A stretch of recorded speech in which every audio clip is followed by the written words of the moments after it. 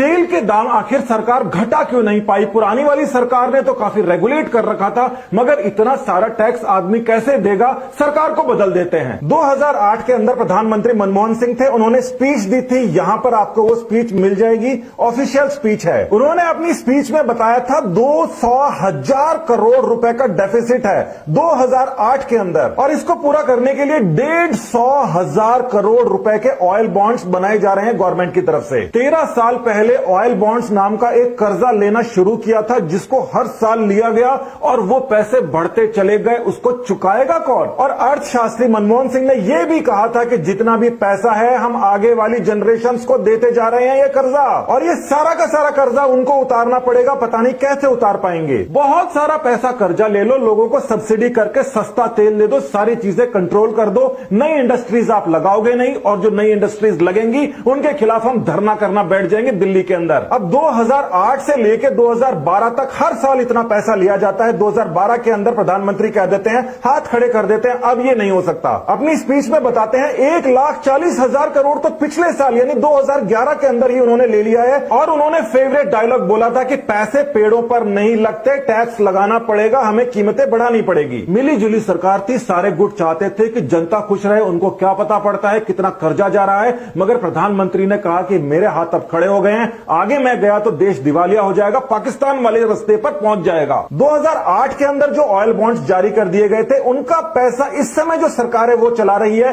क्योंकि 2008 वाले oil bonds 2018 में जाके मैच्योर होते हैं। यहां पर पैसा उनको वापस करना पड़ता है। इस समय तक सरकार बदल के एनडीए की हो चुकी थी। मतलब इसका यह है कि जो पैसे लिए हैं वो पैसे तो वापस करने ही पड़ेंगे, उनका ब्याज भी वापस करना पड़ेगा। सारा का सारा पैसा मिला के हर साल बढ़ता गया। 10 साल बाद में इसकी पेमेंट होनी शुरू होनी थी। ये जो ऑयल बॉन्ड्स हैं, इनका जो ब्याज है वो देखिए ब्याज कितना बढ़ता जा रहा है। 2008 के अंदर जब मनमोहन सिंह ने कहा था उस समय ये ब्याज था, और 2012 आते आते ये ब्याज पहुंच गया था 10,000 करोड़। केवल और केवल ब्याज के देने जाने थे 10,000 करोड़। इसके बाद में हर साल दिए जाते हैं केवल और केवल ब्याज के, और साथ के अंदर असल भी दिया जाता है। आप यहां पर देखिए 2009 के अंदर जो बॉन्ड के नाम पर ब्याज लिया गया था, वो धीरे धीरे बढ़ते बढ़ते जब उसको पेमेंट किया जाएगा तो 1,44,186 करोड़ रुपए का हो जाएगा। साल दर साल पैसे लिए गए थे, 10 साल बाद में हर साल हजारों करोड़ रुपए मैच्योर हो जाते हैं। वो पैसा भी देना पड़ता है इंटरेस्ट के साथ।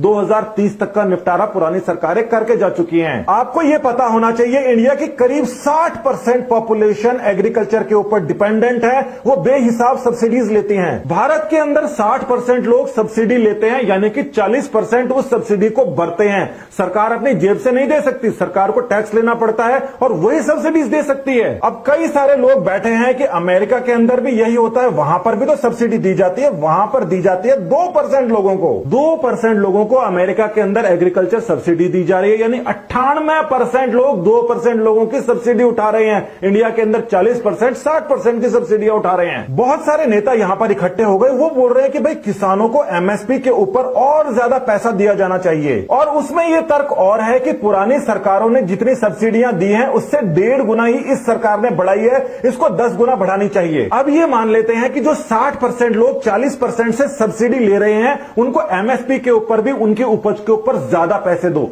किससे ज्यादा पैसे दो? अमेरिका से भी ज्यादा चाहिए क्या? पहली बात तो अमेरिका के 98% लोग 2% लोगों को सब्सिडी दे रहे हैं, उनका खर्चा उठा रहे हैं। वहीं पर इंडिया के 40% लोग 60% को सब्सिडियां दे रहे हैं। अब अमेरिका वाला भी गेहूं उगा रहा है और इंडिया वाला भी गेहूं उगा रहा है, यानी कि ये दोनों के दोनों जो पॉपुलेशन है ये गेहूं उगा रही है। अब आप सोच के बताओ कि इस गेहूं का प्राइस अमेरिका में क्या है और इस गेहूं का प्राइस इंडिया में क्या है, और यहां के फार्मर्स क्या मांग रहे हैं। देखिए एक बात ढंग से समझ लीजिए, ये बात आपको कोई और नहीं बताएगा। एक नरेशन सेट कर दिया गया है, भारत के ऊपर तगमा लगा दिया गया है कि ये कृषि प्रधान देश है, कृषि प्रधान ही रहो, इंडस्ट्रीज के अंदर मत घुसो, और कृषि प्रधान अगर रहेगा तो दिवालिया बहुत जल्दी हो जाएगा। ये जो गेहूं है ये एक कॉमोडिटी है, इंटरनेशनल मार्केट के अंदर सब लोग इसको बेचते हैं बिल्कुल तेल की तरह। इस तेल के ऊपर आपको सब्सिडी दी गई, और सब्सिडी देकर क्या किया, आपको तेल सस्ता किया। मगर यहां पे जो गेहूं है इसको इंडिया खुद बना रहा है, इसको दूसरों को बेचना चाहिए, इसके ऊपर सब्सिडी सब्सिडी देकर इसको महंगा खरीदा जा रहा है, यानी कि तेल के ऊपर भी सब्सिडी और गेहूं के ऊपर भी सब्सिडी। आज का जो अंतरराष्ट्रीय रेट है 1 किलोग्राम का वो 0.20 यूरो है। इसका मतलब ये होता है कि करीब 18 रुपए किलो आज के टाइम में गेहूं मिल रहा है अमेरिका के अंदर, पूरे वर्ल्ड के अंदर 18 रुपए किलो, यानी कि 1800 का रेट, जबकि एमएसपी है 1950 और मार्केट में इस समय चल रहा है 2100।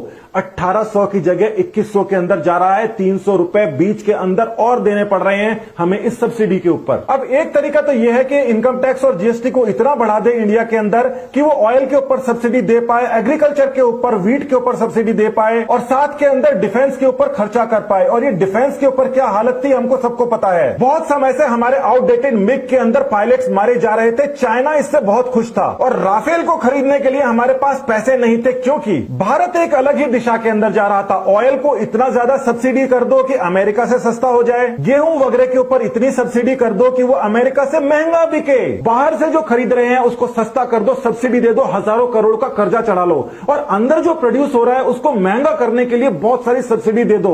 और हमारे पास में इनकम कुछ है नहीं, इसीलिए डिफेंस के अंदर जो इंडिया की हालत थी अब जाके वो ठीक हुई है। बहुत सारे लोग बोलते हैं कि मनमोहन जी के टाइम के अंदर अर्थव्यवस्था कितनी बढ़िया थी, ऊपर के ऊपर जा रही थी, मगर मनमोहन जी के ये भाषण कोई नहीं पढ़ना चाहता, क्योंकि इसके अंदर तो सच छुपा है। लोग बोलते हैं मनमोहन जी ने भाषण नहीं दिए, 1400 से ज्यादा भाषण वहां पर उपलब्ध है, जाके ढंग से देखो। और जो इस समय सरकार कर रही है वो बिल्कुल वही कर रही है जिस चीज के लिए मनमोहन जी ने हाथ खड़े किए थे और वो चाहते थे कि भारत सरकार इस प्रकार से करे, आत्मनिर्भर बने और स्वावलंबी बने। किसानों के लिए सेंटीमेंट सबके हाई है, मगर यह समय है बड़ी कंपनियों का। इंडिया अगर बड़ी कंपनियों के अंदर नहीं गया तो प्रोग्रेस नहीं कर पाएगा। रेट इंटरनेशनल मार्केट में नहीं बढ़ने देंगे ये लोग। केवल 2% लोग इनकम टैक्स देते हैं, या तो उनके ऊपर इनकम टैक्स इतना बढ़ा दिया जाए, व्यापारियों के ऊपर जीएसटी इतना बढ़ा दिया जाए कि सारे के सारे धंधे ठप हो जाएं, इंडिया दिवालिया बन जाए। कई लोग ये कहते हैं कि हम दिवालिया हो जाएंगे मगर फिर भी हमें और ज्यादा सब्सिडी चाहिए। तो देखिए, दिवालिया पाकिस्तान है, आप चले जाइए वहां पर। यहां पर आगे बढ़ने के लिए सख्त फैसले लेने पड़ेंगे और ये सख्त फैसले आज नहीं लिए जा रहे, ये पुराने समय के अंदर बोले गए थे, वो यहां पर लिए जा रहे हैं। उनके पैसे उनको चुकाने पड़ रहे हैं। देश बिल्कुल सही डायरेक्शन में जा रहा है। प्राइम मिनिस्टर के ऊपर किसी प्रकार का आरोप नहीं है। जो लोग इंडस्ट्रियलिस्ट अदानी अंबानी वगैरह के पीछे पड़े हैं कि इन्होंने पैसा खा लिया, वो पहले के सरकारों में भी थे और इनके पीछे इसलिए पड़े हैं क्योंकि बाहर के लोग ये चाहते हैं कि ये यहां पर इंडस्ट्री सेट ना करें, एम्प्लॉयमेंट बढ़े नहीं, इंडिया आगे जाए नहीं। अमेरिका का एग्जाम्पल, इंडिया का एग्जाम्पल आपके सामने है। अमेरिका के अंदर ढेरों अंबानी है, ढेरों अदानी है, इसीलिए वो हमसे आगे है। नमस्कार।